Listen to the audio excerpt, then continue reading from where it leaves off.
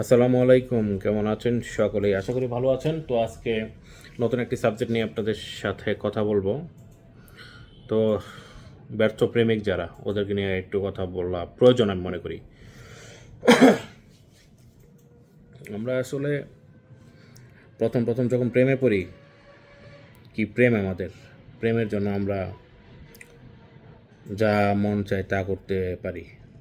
যা বলে গার্লফ্রেন্ড তাদেরকে আমরা এনে দেই। বাসা থেকে টাকা চুরি করে, বাটপারি করে, ছিনতাই করে, সব যেভাবে মন চায় এভাবে আমরা টাকাটা ম্যানেজ করে ওদের গিফটগুলো দেওয়ার চেষ্টা করি। মানে ওদেরকে খুশি রাখি আর কি। ওদেরকে খুশি রাখি। তো ওদেরকে খুশি রাখতে গিয়ে আমাদের অবস্থা কতটুকু খারাপ হয়, মানে কত পরিমাণ কষ্ট, এটা ওরাও কিন্তু বোঝে না। পরে দেখবেন একটা মেয়ে ওরা চলে গেছে, তখন কেমন লাগবে আপনারা? আর ঠিক তখনই আপনারা কী করেন জানেন? আপনারা পাগলের মতো ঘুরে নিজের জীবনটাকে শেষ করে দেন। নেশা করেন, এটা করেন, সেটা করেন, কত কিছু। কেন এগুলো করবেন?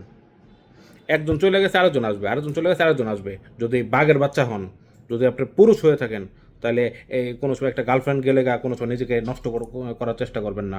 নেশা করে নিজেকে নষ্ট করার চেষ্টা করবেন না। এক গার্লফ্রেন্ড চলে গেছে আর 50 গার্লফ্রেন্ড আসবে। সে চলে যাবে আর 10টা প্রেম করবেন আপনারা। তাহলে আপনি পুরুষ। আমি মনে করি সেটাই ভালো হবে। আর একজনের জন্য আপনি এই নেশা করবেন, এটা করবেন, সেটা করবেন, এটা তো ঠিক না। তো ভালো থাকবেন। আল্লাহ হাফেজ।